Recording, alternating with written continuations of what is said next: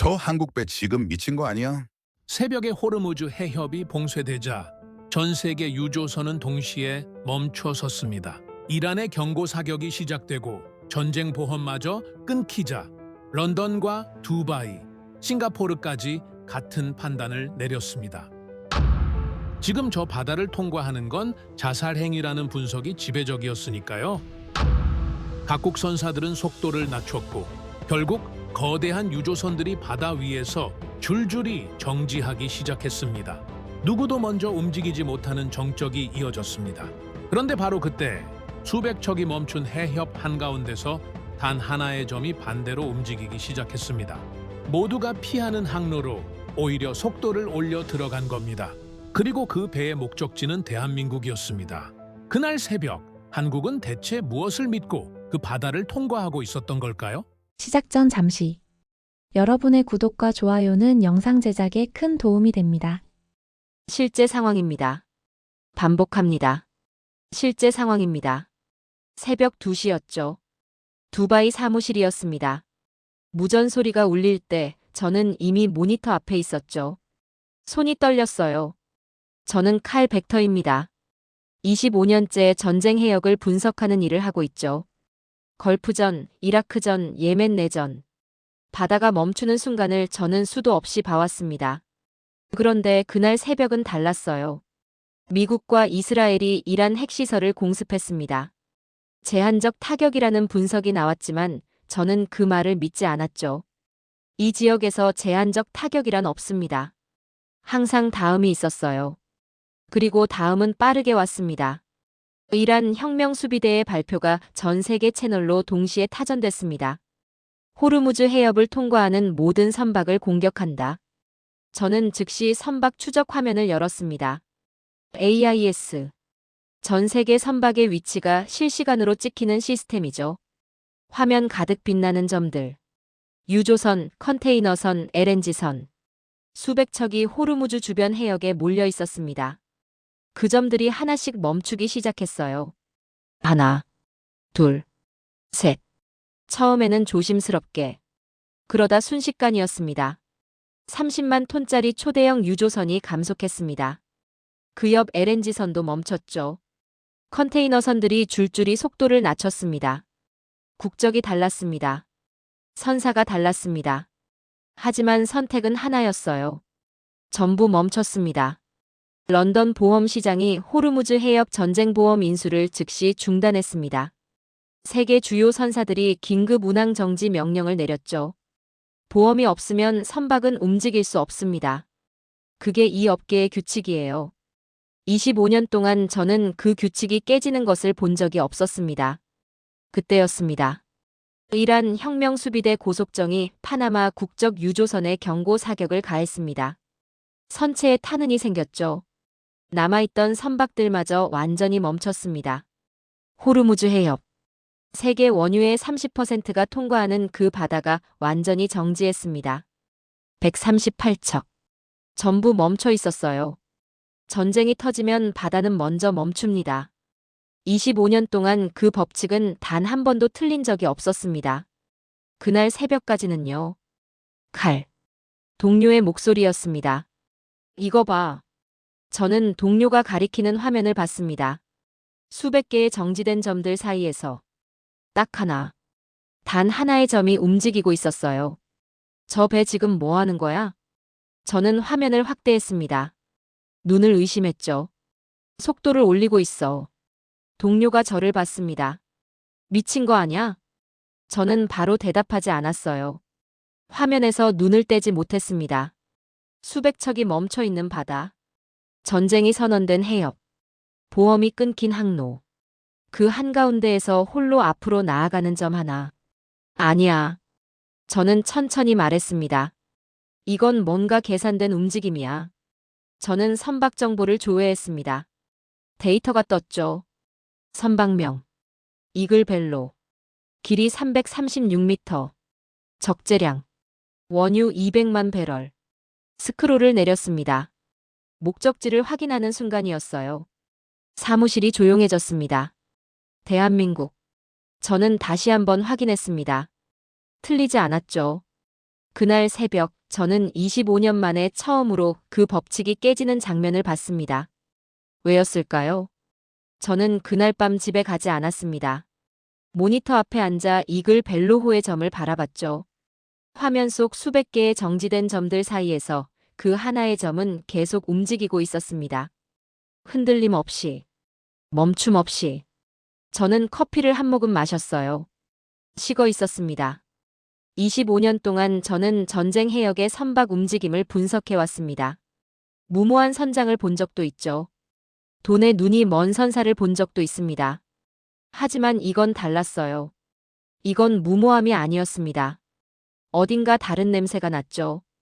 계산된 움직임이었습니다. 저는 처음부터 다시 시작하기로 했습니다. 감정을 빼고 데이터만 보기로 했죠. 질문은 하나였습니다. 왜 한국만 움직였는가? 저는 한국 경제 데이터를 열었습니다. 솔직히 말씀드리면 저는 한국에 대해 잘 안다고 생각했어요. 반도체 강국, 조선 강국, 그 정도였습니다. 하지만 숫자를 들여다보는 순간 저는 멈췄습니다. 원유 수입 의존도 95%. 저는 숫자를 다시 확인했죠. 95%. 틀리지 않았습니다. 한국은 쓰는 원유의 95%를 밖에서 들여오는 나라였어요. LNG도 대부분 수입, 철광석도 수입, 석탄도 수입. 그런데 이 나라는 세계 제조업 강국이었습니다. 저는 천천히 이해하기 시작했죠. 바다가 막히면 한국은 멈춥니다. 단순한 불편함이 아니에요.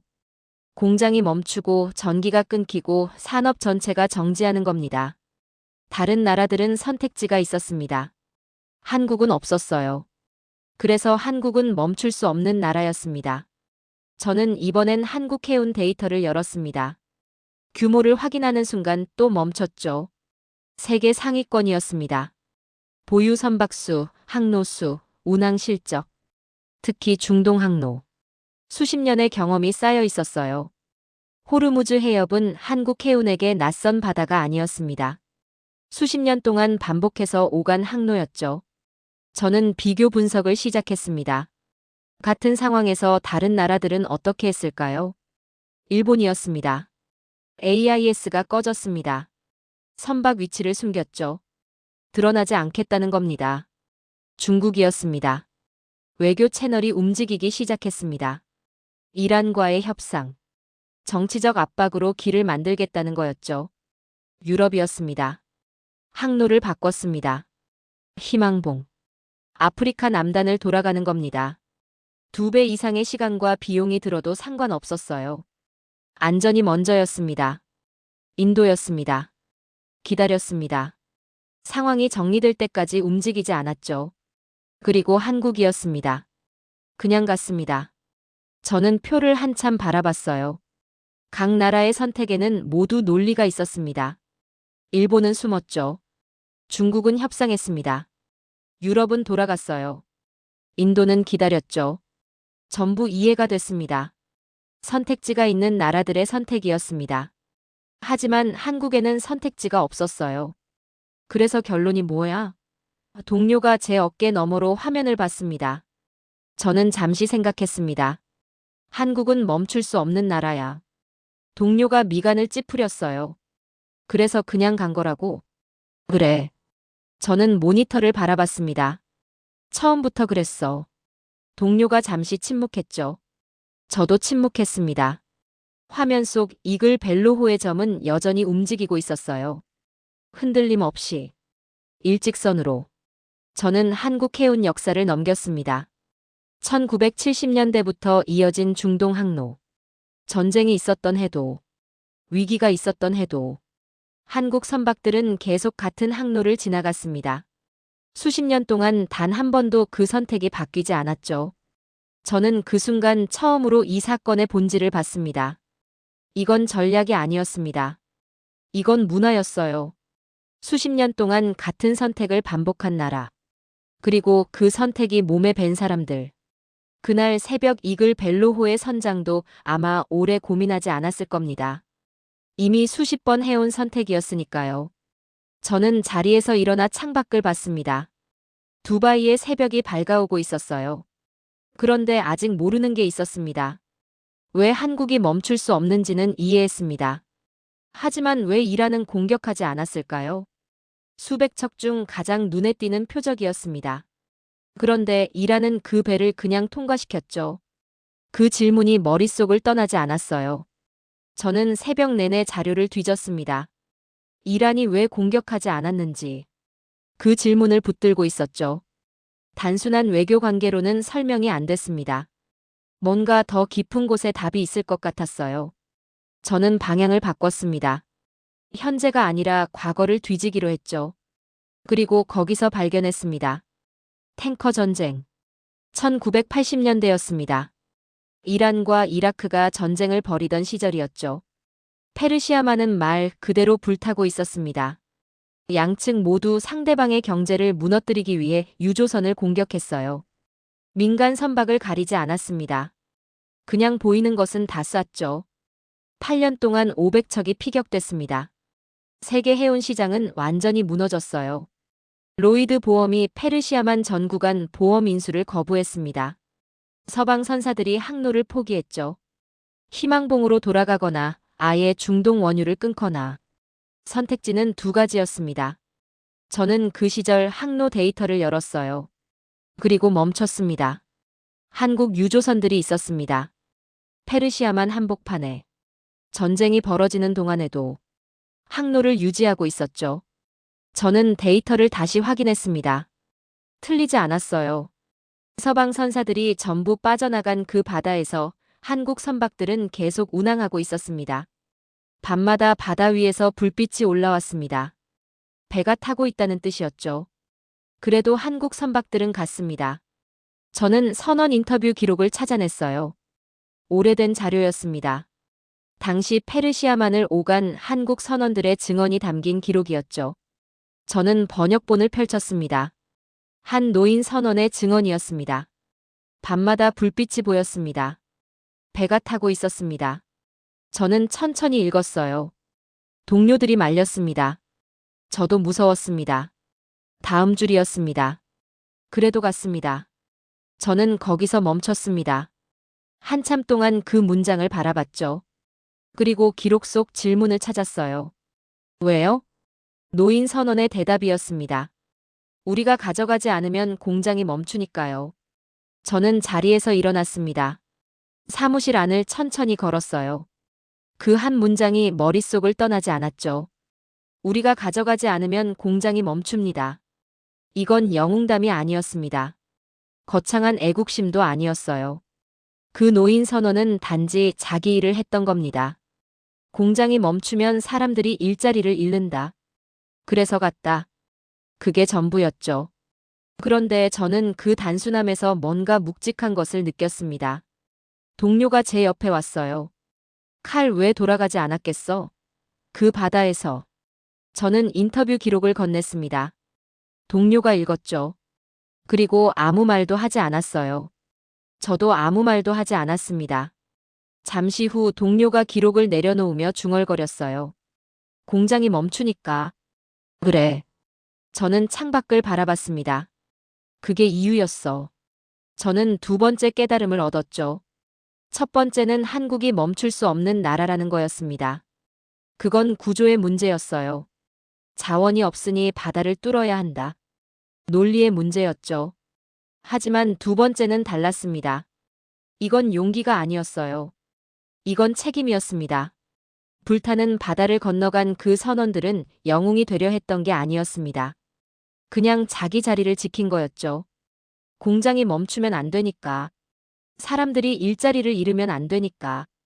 그 책임감이 그들을 그 바다로 이끌었습니다. 그리고 그 정신은 세대에서 세대로 전해졌을 거예요. 1980년대 탱커 전쟁의 선언이 있었습니다. 그리고 2026년 새벽 호르무즈 해협에 이글 벨로호의 선장 김태현이 있었죠. 40년의 간격이 있었습니다. 하지만 그들이 내린 선택은 같았어요. 그냥 갔습니다. 저는 자리로 돌아와 앉았습니다. 모니터 속 이글 벨로호의 점은 여전히 움직이고 있었어요. 오마네를 향해 일직선으로. 아직 풀리지 않은 질문이 있었습니다. 이란은 왜 공격하지 않았을까요? 그 배를 그냥 통과시킨 이유가 무엇이었을까요? 한국 선박이 멈추지 않는 이유는 이해했습니다. 하지만 이란이 멈추게 하지 않은 이유는 아직 몰랐죠. 저는 다시 자료를 펼쳤습니다. 그리고 뜻밖의 단서를 발견했어요. 서울 지도였습니다. 서울 지도는 잠시 내려놓기로 했습니다. 그보다 먼저 풀어야 할 질문이 있었죠. 한국 선박이 왜 움직였는지는 이해했습니다. 한국이 멈출 수 없는 나라라는 것도 알았어요. 하지만 저는 계속 한 가지 지점에서 걸렸습니다. 왜 하필 그 배였는가? 호르무즈 해협에는 그날 새벽 한국 국적 선박이 이글 벨로 하나만 있었던 게 아니었습니다. 다른 배들도 있었어요. 그런데 전부 멈췄죠. 이글 벨로만 움직였습니다. 이건 회사의 결정이 아니었어요. 선장의 결정이었습니다. 저는 선장 데이터를 열었습니다. 김태현. 부산 출신이었습니다. 한국해양대학교를 졸업했죠. 해기사 경력 22년. 저는 그의 항로 기록을 살펴봤어요. 중동 항로. 수십 회였습니다. 호르무즈 해협을 오간 기록만 추려도 손가락으로 세기가 어려웠죠. 저는 거기서 멈췄습니다. 그에게 호르무즈 해협은 낯선 바다가 아니었어요. 22년 동안 수십 번을 오간 바다였습니다. 그 해협의 조류를 알고 있었죠. 바람의 방향을 알고 있었습니다. 밤의 색깔까지 알고 있었을 거예요. 그래서 두려움보다 확신이 앞섰던 겁니다. 저는 한국 해운 역사를 더 깊이 파고들었습니다. 김태현 선장의 22년이 어디서 왔는지 추적하고 싶었어요. 그리고 거기서 결정적인 사실을 발견했죠. 1970년대였습니다. 당시 서구 선사들은 선택의 기로에 서 있었어요. 중동 원유를 가져오려면 두 가지 길이 있었습니다. 하나는 호르무즈 해협을 통과하는 직항 항로. 다른 하나는 아프리카 남단 희망봉을 돌아가는 우회 항로였죠. 거리가 2배 이상 길었지만 안전했어요. 대부분의 서구 선사들은 희망봉을 선택했습니다. 안전이 먼저였죠. 그런데 한국은 달랐어요. 한국 해운사들은 호르무즈 직항을 선택했습니다. 이유는 단순했죠. 돈이 없었기 때문입니다. 희망봉을 돌아가면 연료비가 2배로 들었습니다. 항해 시간도 2배였죠. 갓 산업화를 시작한 나라였습니다. 한푼이 아쉬웠어요. 위험하더라도 짧은 항로를 택해야 했습니다. 가난이 만든 선택이었죠.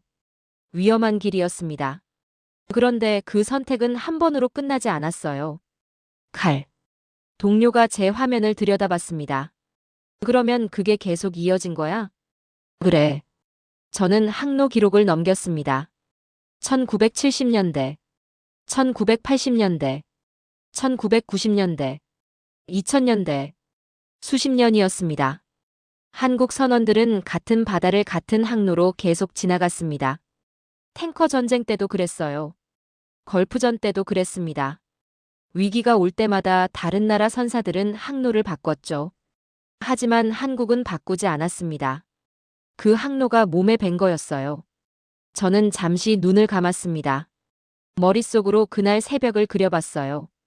봉쇄된 해협, 경고 사격, 보험 없음, 수백 척이 멈춰있는 바다. 선장 김태현은 그 순간 무엇을 생각했을까요? 두려웠을 겁니다. 당연히 두려웠겠죠. 하지만 그 두려움 너머에 22년의 기억이 있었을 거예요. 수십 번을 지나온 그 해협, 조류의 방향, 바람의 감촉, 밤하늘의 별자리. 낯선 바다가 아니었습니다. 저는 그가 무전을 보내는 장면을 상상했어요. 선교에 서서 해협을 바라보며 그리고 천천히 말했겠죠. 우리는 계속 갑니다. 짧은 문장이었습니다. 하지만 그 문장 뒤에는 수십 년의 역사가 있었어요.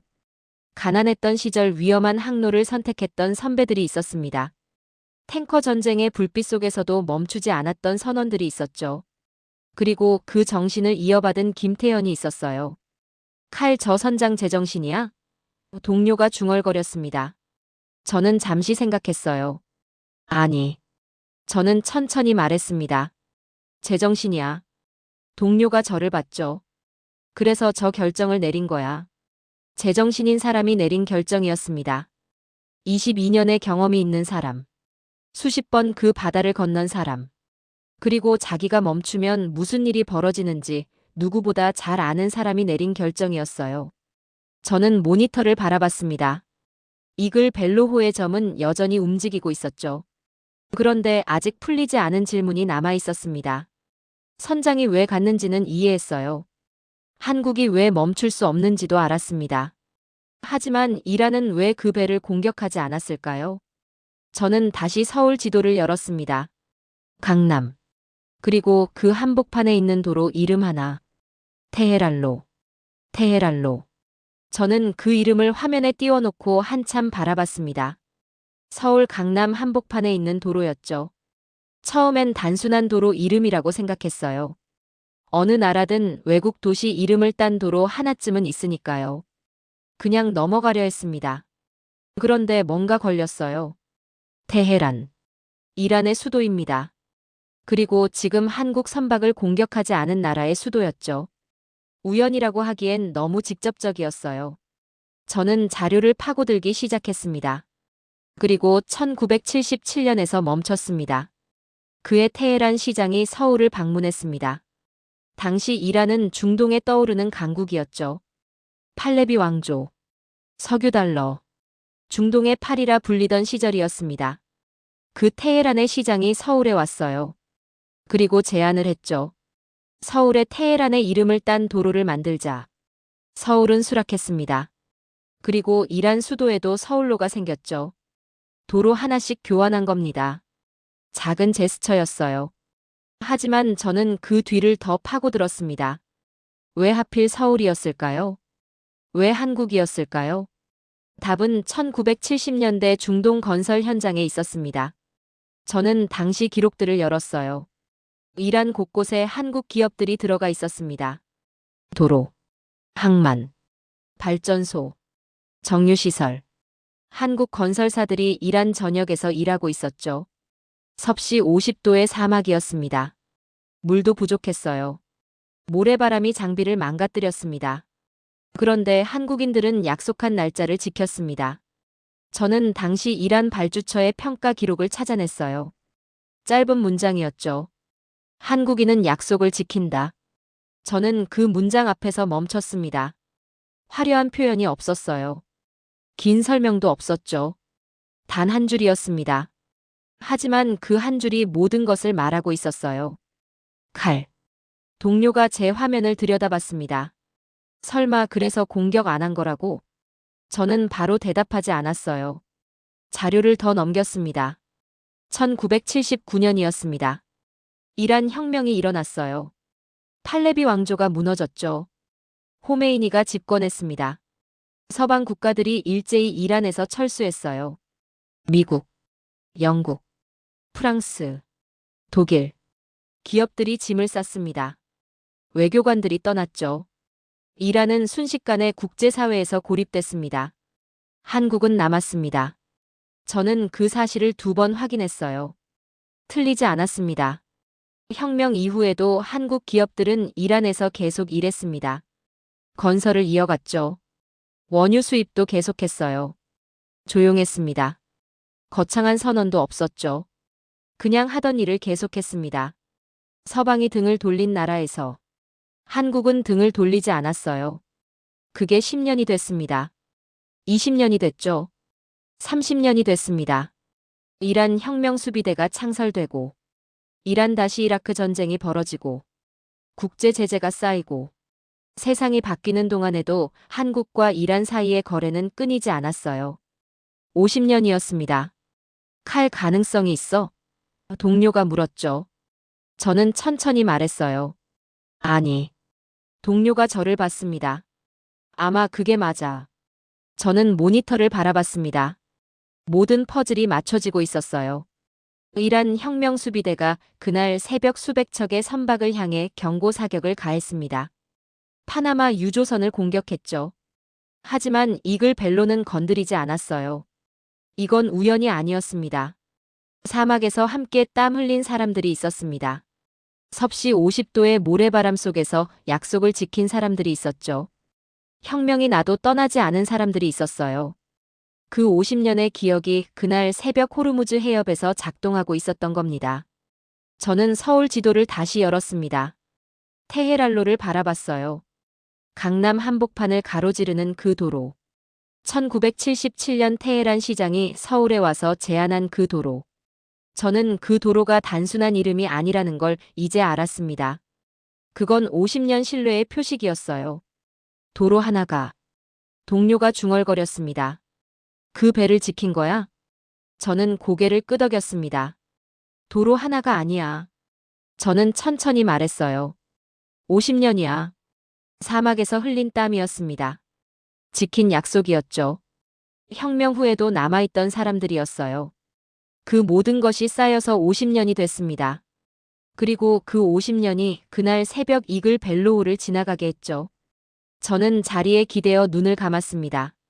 두바이의 새벽이 완전히 밝아 있었어요. 어느새 날이 샌 겁니다. 저는 밤새 자리를 지켰습니다. 커피는 3잔째 식어 있었죠. 그런데 아직 끝이 아니었습니다. 이글 벨로호가 어디로 향하는지, 그 배가 실어온 원유 200만 배럴이 어디서 무엇이 되는지, 저는 아직 그걸 몰랐어요. 저는 목적지를 다시 확인했습니다. 여수. 여수.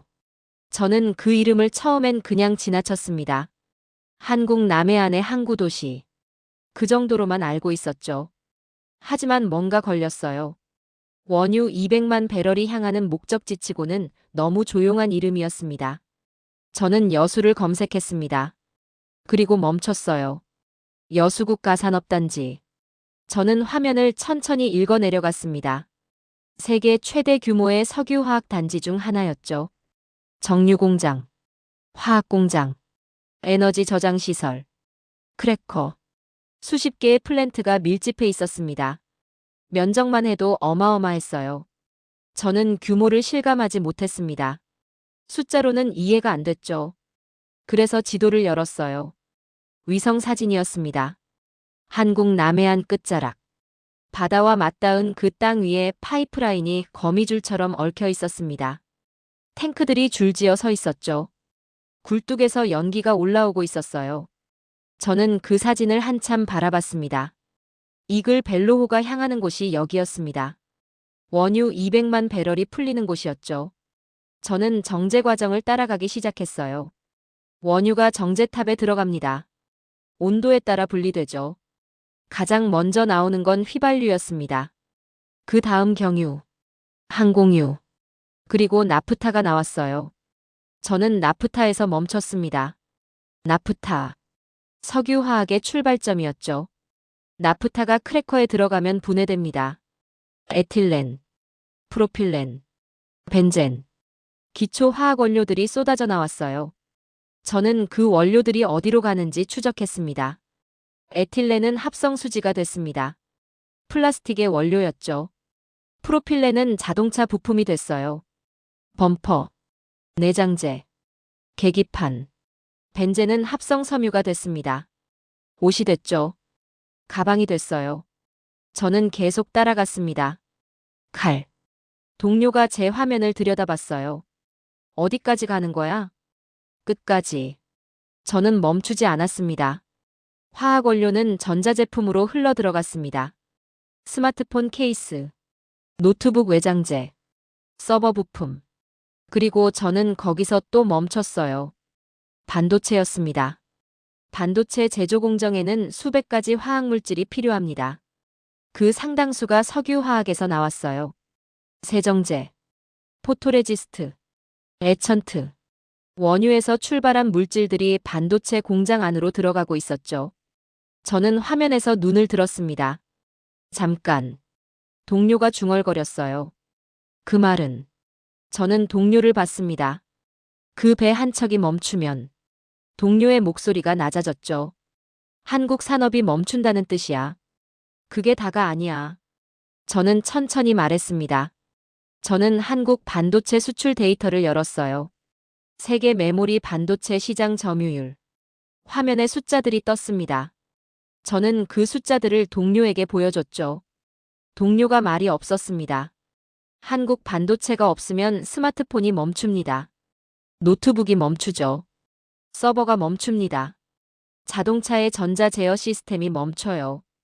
의료 장비가 멈추죠. 전 세계 데이터 센터가 멈춥니다. 저는 처음부터 다시 거슬러 올라갔습니다.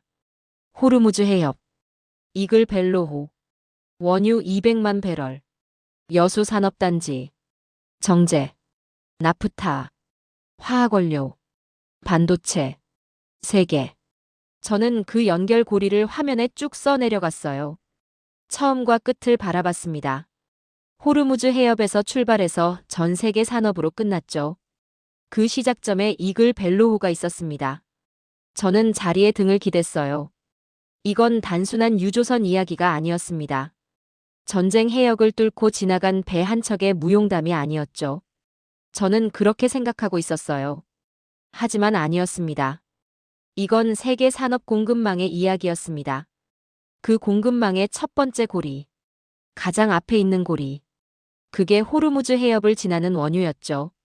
그리고 그날 새벽 세계 어느 나라도 그 고리를 잡으러 나서지 않았을 때 이글 벨로호가 나섰습니다. 칼. 동료가 조용히 말했어요. 이거 엄청난 거 아냐? 저는 대답하지 않았습니다. 대신 모니터를 바라봤어요. 화면 속 이글 벨로호의 점이 오만해를 지나고 있었습니다. 호르무즈 해협은 이미 뒤에 있었죠. 선장 김태현은 이미 해협을 통과한 겁니다. 22년의 경험으로, 50년의 신뢰로, 그리고 멈출 수 없는 나라의 책임감으로. 저는 그 점을 한참 바라봤어요. 세계 원유의 30%가 통과하는 해협이 봉쇄됐습니다. 138척이 멈췄죠. 세계 해운 시장이 공황에 빠졌어요. 보험이 끊겼습니다. 그런데 딱 하나의 점이 그 한가운데를 지나갔습니다. 그리고 그 점 하나가 세계 공급망의 첫 번째 고리를 이어가고 있었죠. 저는 그 순간 이 사건이 얼마나 큰 이야기인지 처음으로 실감했습니다. 시간이 흘렀습니다. 저는 자리를 지켰어요. 모니터에서 눈을 떼지 못했죠. 이글 벨로호의 점은 오만해를 향해 계속 나아가고 있었습니다. 흔들림이 없었어요. 마치 처음부터 아무 일도 없었다는 듯이. 일직선이었습니다. 저는 업계 채널들을 열었습니다. 런던, 싱가포르, 두바이. 세계 주요 해운 시장의 실시간 반응이 올라오고 있었죠. 분위기는 여전히 공황이었습니다. 보험 중단, 운항 정지, 대기. 그 단어들이 계속 올라왔어요. 그런데 그 사이에 다른 단어들이 끼어들기 시작했습니다. 이글 벨로, 통과 확인, 이란 미공격. 처음엔 조심스러운 보고였어요. 단편적인 정보들이었죠. 하지만 시간이 지나면서 같은 내용이 반복됐습니다. 이글 벨로호가 호르무즈 해협을 완전히 통과했습니다. 이란 혁명 수비대는 그 배를 건드리지 않았죠. 저는 채널들을 계속 지켜봤어요. 그때였습니다. 칼. 동료의 목소리가 달라졌습니다. 봤어? 저는 동료가 가리키는 화면을 봤죠. AIS 화면이었습니다. 호르무즈 해협 주변. 멈춰있던 점들 사이에서 몇 개의 점이 아주 천천히 움직이기 시작하고 있었어요. 처음엔 2척이었습니다. 그 다음엔 3척. 조심스럽게. 마치 얼음판 위를 걷듯이 천천히. 봤어. 저는 화면에서 눈을 떼지 못했습니다. 다시 움직이기 시작했어. 동료가 중얼거렸죠. 그래. 저는 천천히 말했어요. 길이 열린 거야. 이란이 모든 선박을 공격하지 않는다는 사실이 확인됐습니다. 그 신호 하나였어요. 단 하나의 신호. 하지만 그것으로 충분했습니다. 공포는 균열이 생기기 시작했어요. 저는 런던 보험시장 채널을 열었습니다. 움직임이 있었죠. 전면 재개는 아니었지만 일부 보험사들이 조건부 인수를 검토하기 시작했습니다. 전쟁 리스크 프리미엄을 높인 조건이었어요. 하지만 중단이 아니었죠. 재개였습니다. 그 소식이 퍼지면서 움직이는 선박이 더 늘어났어요. 저는 시간대별 통계를 뽑았습니다. 이글 벨로호가 해협을 통과한 시점을 기준으로 그 이후 2시간 동안 운항을 재개한 선박이 얼마나 되는지 확인했죠. 숫자를 보는 순간 저는 자리에서 일어났습니다. 동료가 제 표정을 봤어요. 칼 얼마야? 저는 숫자를 보여줬습니다. 동료가 화면을 들여다봤죠. 잠시 침묵이 흘렀어요. 한 척이 움직였습니다. 그리고 그 한 척이 공포를 깼죠. 그 균열로 다른 선박들이 따라 움직이기 시작했어요. 이건 단순한 통계가 아니었습니다. 이건 심리였죠. 해운 업계에서 공포는 전염됩니다. 하나가 멈추면 다 멈춰요. 25년 동안 저는 그 원리를 수도 없이 봐왔습니다. 하지만 이날 저는 반대 방향의 원리를 봤습니다. 용기도 전염된다는 것을. 저는 업계 반응을 계속 추적했어요. 싱가포르에서 긴급 회의가 열렸습니다. 주요 선사 대표들이 모였죠. 논의 결과가 채널에 올라왔어요. 항로 완전 봉쇄가 아니다. 위험 관리 가능하다. 저는 그 결론을 읽으며 생각했습니다. 어제까지만 해도 그 누구도 그 말을 꺼내지 못했어요. 공격이 있었고, 보험이 끊겼고, 전 세계가 멈췄습니다. 그런데 지금 그들은 위험 관리가 가능하다고 말하고 있었죠. 무엇이 바뀐 걸까요? 이글 벨로호였습니다. 수백 척이 멈춰 있는 바다에서 단 한 척이 나아갔습니다. 공격받지 않았어요. 통과했죠. 그 사실 하나가 전체 판도를 바꾼 겁니다. 저는 채널을 더 뒤졌어요. 업계 전문가들의 반응이 올라오고 있었습니다. 런던의 한 분석가였죠. 저도 아는 이름이었어요. 이 업계에서 25년 동안 일한 사람이었습니다. 그 사람이 짧은 코멘트를 올렸죠. 한국 선박이 선례를 만들었다. 다른 선사들은 그 선례를 따를 것이다. 저는 그 문장을 2번 읽었습니다. 선례. 그 단어였어요. 이글 벨로호가 만든 건 단순한 통과 기록이 아니었습니다. 전 세계 해운 시장에 선례를 만든 거였죠.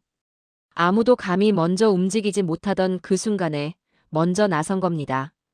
그리고 그 선례가 공포를 깼어요. 동료가 저를 봤습니다. 칼 접에 한 척이 한 거야? 이게 다? 저는 모니터를 바라봤어요. 이글 벨로호의 점은 이미 오만에 깊숙이 들어가 있었습니다. 호르무즈 해협은 한참 뒤에 있었죠.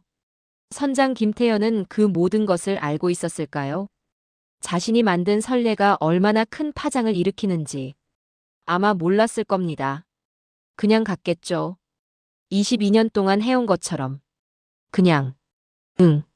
저는 짧게 대답했습니다. 저 배 한 척이 한 거야. 저는 자리에 앉아 눈을 감았어요. 새벽부터 지금까지 저는 이 사건을 분석해왔습니다. 데이터를 뒤지고, 역사를 파고, 지도를 열고, 선원 증언을 읽었죠. 그리고 이제 알았습니다. 이건 분석으로 설명되는 사건이 아니었어요. 수백 척이 멈춰있는 바다에서 혼자 나아간 배. 그 배가 공포를 깼습니다. 세계 해운 시장의 판단을 바꿨죠. 멈춰있던 선박들을 다시 움직이게 했습니다. 25년 동안 저는 이 업계에서 수많은 사건을 분석해왔습니다. 하지만 이런 건 처음이었어요. 한 척이 길을 열었습니다. 그리고 세계가 그 길을 따라갔죠. 열흘이 지났습니다. 저는 두바이 사무실에서 화면을 열었어요. 이글 벨로호의 위치를 확인했죠. 한국 남해안이었습니다. 여수 앞바다였어요. 저는 위성 화면을 켰습니다. 초대형 유조선이 천천히 부두로 접근하고 있었죠.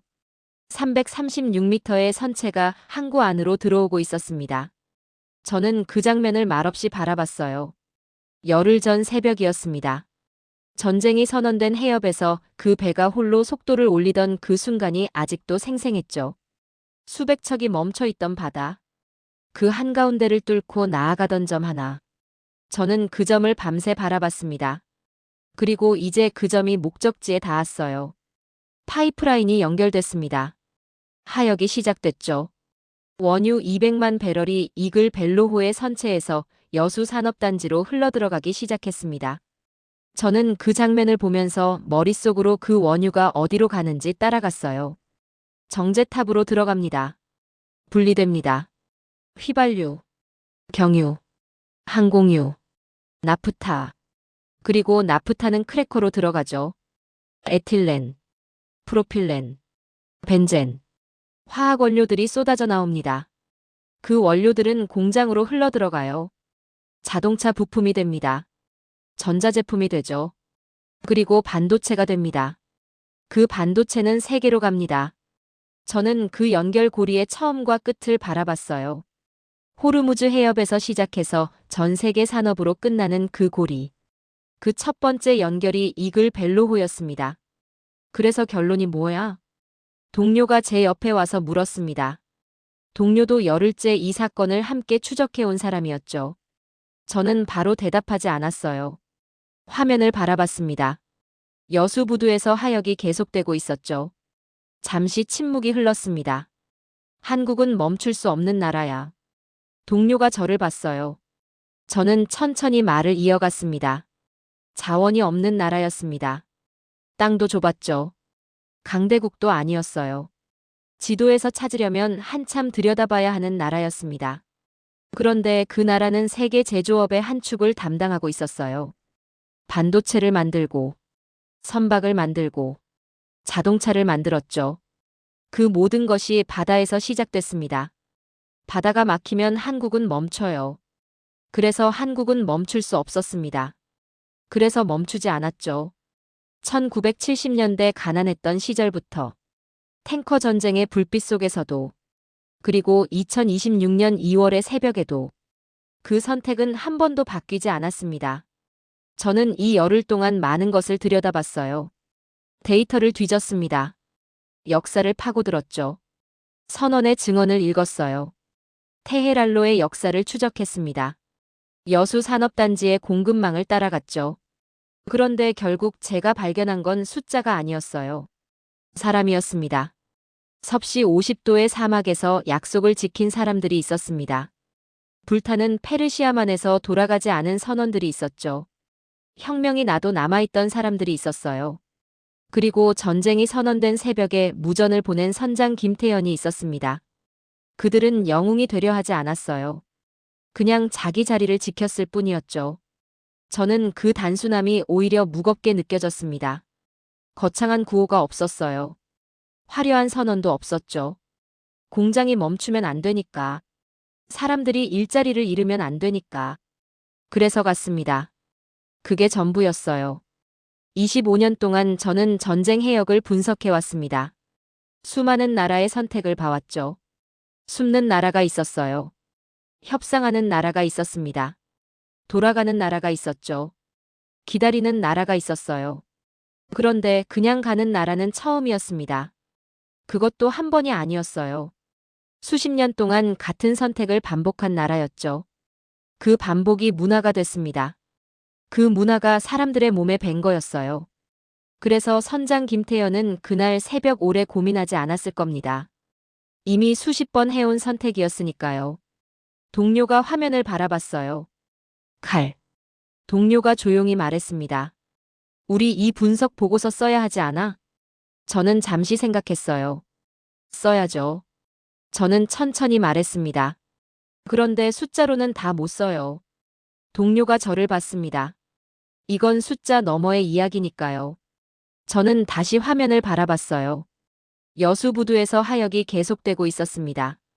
원유 200만 배럴이 천천히 땅으로 흘러들어가고 있었죠. 그 원유는 이제 전국으로 퍼질 겁니다. 공장을 돌리고, 전기를 만들고, 반도체를 생산하겠죠. 그리고 그 반도체는 세계로 갈 겁니다. 저는 25년 만에 처음으로 이 업계에서 배운 것 같았어요. 전쟁이 터지면 바다는 멈춥니다. 그 법칙은 맞았습니다. 하지만 그 법칙에는 예외가 있었어요. 멈출 수 없는 나라가 있었죠. 그래서 멈추지 않는 나라가 있었습니다. 그 나라의 이름은 대한민국이었어요. 지금까지 긴 영상 시청해주셔서 감사합니다. 내일 더 멋진 이야기로 찾아뵙겠습니다. 감사합니다.